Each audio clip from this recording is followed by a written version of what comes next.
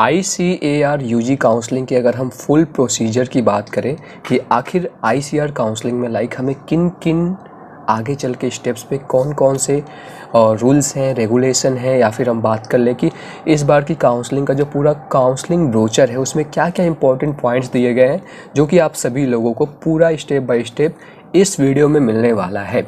सो hi everyone, मेरा नाम है ऋतुराज सिंह। मैं 2020 से ICAR के रिगार्डिंग वीडियो बनाते आ रहा हूँ जब मार्केट में बहुत कम चैनल्स थे। बात करते हैं यहाँ पे सबसे पहले, अगर आप देख रहे होंगे तो ICAR ने एक अपना इन्फॉर्मेशन बुलेटिन CUET 2023 जो एस्पिरेंट है उनके लिए अपने वेबसाइट पे रिलीज़ किया हुआ है। सर वेबसाइट का नाम क्या है, ऑलरेडी आपको वीडियो के डिस्क्रिप्शन में उसका लिंक मिल जाएगा।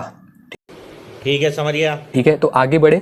सबसे पहले इंडिया में जितने भी यहाँ पे अगर हम बात करें जो आपके स्टेट एग्रीकल्चर यूनिवर्सिटीज़ हैं या फिर बहुत सारी ऐसी यूनिवर्सिटीज़ हैं जो भी एग्रीकल्चर कोर्सेज़ को वहाँ पे चलाती हैं, उन सभी में 20% ऑल इंडिया कोटा के लिए आपको ICAR काउंसलिंग के थ्रू एडमिशन मिल रहा होगा। बाकी अगर हम बात करें कुछ सेंट्रल यूनिवर्सिटीज़ हैं जैसे doctor Rajendra Prasad central agriculture university हुआ पूसा समस्तीपुर बिहार, या फिर हम बात कर लें यहाँ पे जैसे कि यार NDRI करनाल हुआ, IARI न्यू दिल्ली हुआ, या फिर बात कर लें कि यार रानी लक्ष्मीबाई सेंट्रल एग्रीकल्चर यूनिवर्सिटी आपका झांसी हुआ। तो इन सभी में 100% सीट्स आपके फिलअप किए जाते हैं ICAR काउंसलिंग से। तो ये मैं जो एक्सप्लेन कर रहा हूँ साइड में आपको शो भी करता रहूँगा। तो यहाँ पे आपको सबसे पहले दिया गया है थर्ड पेज, फोर्थ पेज पर अगर आप देखोगे तो पूरा काउंसलिंग का शेड्यूल क्या है। शेड्यूल मतलब कब क्या क्या चीज़ें होने वाली है। तो देखो, जो आपका NTA का रिजल्ट आया हुआ था डेट इज़ वो आपका 15 को आया हुआ था। उसके बाद अगर आप देखोगे तो जो राउंड 1 के लिए, अब एक इंटरेस्टिंग बात है कि यार ICAR काउंसलिंग एक ऐसा काउंसलिंग होता है जहाँ पे एक बार ही केवल आपको राउंड 1 में ही चॉइस फिलिंग करने का मौका मिलता है।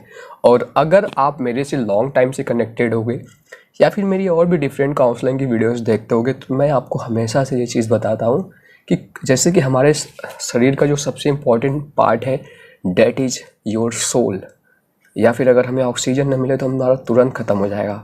तो आप ये बोल सकते हो कि किसी भी काउंसलिंग का जो सबसे इम्पॉर्टेंट पार्ट है डेट इज चॉइस फिलिंग। तो ये बहुत ही इंपॉर्टेंट चीज़ है और ये चीज़ आप देख सकते हैं। हम करते हैं प्रबंध, आप चिंता मत। अब इसकी डेट क्या क्या होने वाली है सर, देखो 10 तारीख से लेकर आप लोग 15 तारीख तक, 15 अक्टूबर तक आप लोग को चॉइस फिलिंग करने का मौका मिलेगा। एक बार जो चॉइस फिलिंग आपने डाल दिया फिर आप second round, third round, fourth round में उसमें कोई भी करेक्शन नहीं कर पाएंगे। मैं देखता हूँ बहुत सारा बच्चा आता है कि सर लाइक लास्ट में आता है कि सर इसका रैंक तो कम था बट इसको मेरे से बेटर कॉलेज मिल गया, मुझे नहीं मिला, है ना। तो वो चीज़ें इसीलिए होता है क्योंकि आप कैसे अपना चॉइसेस को फिलअप करते हैं और भी बहुत सारी चीज़ें होती हैं और कट ऑफ क्या जाता है। तो बहुत सारे फैक्टर हैं जो कि आपका मैटर कर जाता है। तो चॉइस फिलिंग कर लेते हैं, आपको पेमेंट भी करना पड़ेगा। ये सब चीज़ें करने के बाद आपका जो रिजल्ट है राउंड 1 के लिए वो आपका स्टार्ट होगा। तो आपका जो रिजल्ट आएगा वो आएगा 16 अक्टूबर को। 16 अक्टूबर को आपको रिजल्ट आएगा एंड उसके बाद आपका जो भी डॉक्यूमेंट्स अपलोड के लिए यहाँ पे इन्होंने हालांकि बोला हुआ है बट ऑलरेडी इन्होंने डॉक्यूमेंट्स ले लिया है। तो ये चीज़ें देखने वाली बात होगी आगे काउंसलिंग में कि वो क्या कराते हैं। उसके बाद आपको सीट जो एक्सेप्टेंस फीस है 10,000 रुपीज़ ये पहले से तैयार करके रख लीजिए क्योंकि जिसको भी सीट अलॉट होगा तो आपको वो सीट एक्सेप्ट करना होगा। अब यहाँ पे 2 ऑप्शन आते हैं, या तो आप चाहें तो अपने सीट को अपग्रेड कर सकते हो या फिर उसी सीट को एक्सेप्ट करके वहीं पे एडमिशन ले सकते हो। अगर आप मेरी पर्सनली मानोगे तो मैं तो यार हर एक स्टूडेंट को जो भी लाइक हमारी वीडियोस को फॉलो करता है, ट्रस्ट करता है, उसको कहता हूँ कि यार अगर तुम चॉइसेस को अच्छे से फिलअप किए हो तो उसको अपग्रेड पर लगाकर छोड़ दो, लास्ट राउंड तक अपग्रेड करते रहो। इससे क्या होता है कि यार तुम्हें जो भी बेस्ट पॉसिबल डिजर्विंग, लेकिन ये चीज़ें तभी वर्क करेगी जब आपको चॉइसेस बहुत ही अच्छे से फिलअप किए होंगे। उसके बाद फिर आपको थोड़ा सा ऑनलाइन रिपोर्टिंग किया जाता है। ऐसा नहीं कि आपको कॉलेज जाकर विजिट करना होगा। ये सब चीज़ें कब आपको करना पड़ेगा, जब आप अपने सीट को लॉक कर देंगे। बाकी अगर बात करें तो फिर आपका सेकेंड राउंड होता है, थर्ड राउंड होता है, उसके बाद फोर्थ राउंड होता है, उसके बाद आपका मॉप अप राउंड होता है। अब हम थोड़ा सा आगे आ जाएं तो यहाँ पे कुछ काउंसलिंग के लिए इंस्ट्रक्शंस दिया गया है जो भी कैंडिडेट पार्टिसिपेट कर रहा है। जो भी स्टूडेंट, मतलब कौन कौन सा स्टूडेंट एलिजिबल है काउंसलिंग के लिए, तो अगर आपके 0 या फिर निगेटिव मार्क्स आए हुए हैं, रैंक आया हुआ है तो आप काउंसलिंग के लिए एलिजिबल नहीं है। अदरवाइज सभी स्टूडेंट एलिजिबल है। और देखो यहाँ पे 4 राउंड होगा, नॉर्मल राउंड, एक मॉपअप राउंड होगा। मॉपअप राउंड पॉसिबल है। और एक इंपॉर्टेंट बात, मॉपअप राउंड में कोई भी अपग्रेडेशन ये सभी चीज़ें पॉसिबल नहीं होता है। और ध्यान रहे यहाँ पे कि जो आपका अपग्रेडेशन होता है, जो आप सीटों को अपग्रेड करते हो, that is possible in round 1, round 2, round 3 जब भी रिजल्ट आपका आता है। क्योंकि राउंड 4 में जो भी सीट आपको मिल जाती है ऑटोमेटिक आपका फ्रीज या फिर लॉक हो जाता है, तो वहाँ पे आपको एडमिशन लेना पड़ता है। अब जैसे कि यहाँ पे अगर देखें तो ICAR कभी भी आपको कॉलेज अलॉट नहीं करता है, वो यूनिवर्सिटी अलॉट करता है। यूनिवर्सिटी उसके बाद आपको कॉलेज अलॉट करती है अपने लेवल पर। तो ICAR का केवल काम होता है कि आपको यूनिवर्सिटी अलॉट कर दे। अब आप में से बहुत सारे स्टूडेंट को ये चीज़ नहीं पता होगा कि कई एक पर्टिकुलर यूनिवर्सिटी के अंदर कई सारे कॉलेजेस होते हैं, उसके सब कैंपस होते हैं, तो वो चीज़ें आपको आगे चल के अलॉट किया जाता है यूनिवर्सिटी के द्वारा। तो ये है। उसके बाद अगर हम यहाँ पे देखें तो जो भी यार बेसिकली आपका सब्जेक्ट ग्रुप वाला क्राइटेरिया है वो तो ऑलरेडी आपको रजिस्ट्रेशन के टाइम पे ही वो चीज़ फाइनल हो गया था और आपसे वो सारा डिटेल मांग लिया गया था। अब देखो यहाँ पे ये भी चीज़ बताया गया है कि जैसे कोई भी प्रोग्राम होता है तो कोई एक स्टेट का पर्टिकुलर 40% से ज़्यादा कैटेगरी का स्टूडेंट वहाँ पे एडमिशन नहीं ले सकता। हालांकि ये सब चीज़ें उतना इंपॉर्टेंट है नहीं, तो ये चीज़ देख सकते हो। मॉपअप राउंड के लिए एक अलग से डिटेल वीडियो बनेगी कि उसकी एलिजिबिलिटी क्राइटेरिया क्या होती है, क्योंकि अगर वो मैं यहाँ पे करने लगूँगा तो वीडियो काफ़ी लंबा हो जाएगा।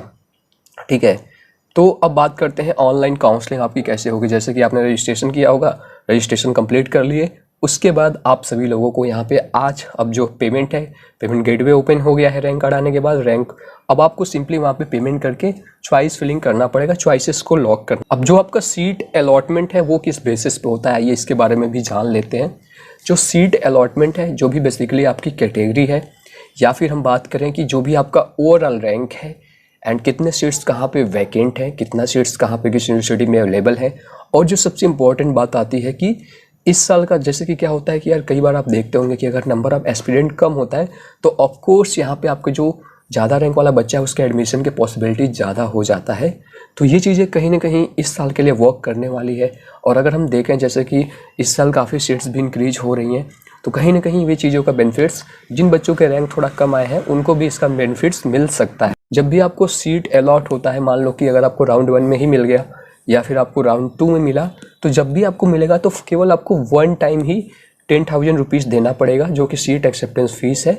आगे चल के वो फ़ीस आपके कॉलेज के फ़ीस में एडजस्ट कर लिया जाता है, तो वो फ़ीस आपको आगे चल के। और हाँ, अगर हम यहाँ पे बात करें जैसे कि आपका जो डॉक्यूमेंट्स है, क्या क्या नीड है, तो ये आप देख सकते हैं काउंसलिंग के दौरान कौन कौन से डॉक्यूमेंट्स चाहिए। जैसे कि अगर आप क्लास 10 का जो डेट ऑफ बर्थ सर्टिफिकेट है उसका प्रूफ चाहिए, तो अगर आपके पास सर्टिफिकेट नहीं है तो क्लास 10 की मार्कशीट जहाँ पे आपका DOB होना चाहिए तो वो भी आप अपलोड कर सकते हो। बाकी जो कुछ चीज़ें हैं जो कि आपको फिजिकल रिपोर्टिंग पे चाहिए तो वो भी आप साइड में स्क्रीन पर देख सकते हैं। यहाँ पे मैं साइड में मेंशन कर दे रहा हूँ, राइट।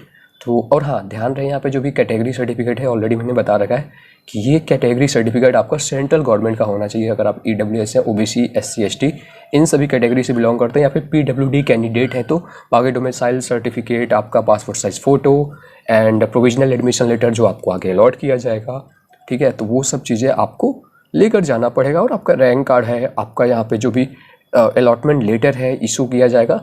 और भी बहुत सारी चीज़ें जैसे TC हुआ, एडमिट कार्ड हुआ, और जो NTA का जनरेटेड एप्लीकेशन फॉर्म जो होता है, जब आप फॉर्म को फिलअप करते हो कन्फर्मेशन पेज, वो भी चाहिए होता है, क्लास 12 की मार्कशीट। तो ये सारी चीज़ें बेसिकली आपको कैरेक्टर सर्टिफिकेट वगैरह रिक्वायर्ड होता है। बच्चा जो सबसे ज़्यादा इंपॉर्टेंट कंफ्यूज होता है वो होता है चॉइस फिलिंग में कि हम क्या करें। तो अगर आप में से किसी भी स्टूडेंट को इस तरीके का प्रॉब्लम आ रहा है तो मेरा व्हाट्सएप नंबर दिया गया है, वहाँ पे आप मैसेज करके हमारी पर्सनल काउंसलिंग को ज्वाइन करके हेल्प ले सकते हो। दूसरी जो सबसे इंपॉर्टेंट बात है हमारी पर्सनल काउंसलिंग की, यहाँ पे इस साल के लिए क्या है कि हमारा एक लिमिटेड मतलब छोटा छोटा मैंने बैच बना रखा है 50-60 स्टूडेंट का, जिसमें केवल उनके लिए ही मैं पर्टिकुलर सेशंस करवाऊँ आपकी है। क्योंकि काउंसलिंग अगर आपको पर्सनल अटेंशन मिलता है तो आपकी पूरी लाइफ एंड पूरा काउंसलिंग जर्नी को बहुत ही आसान बना सकता है।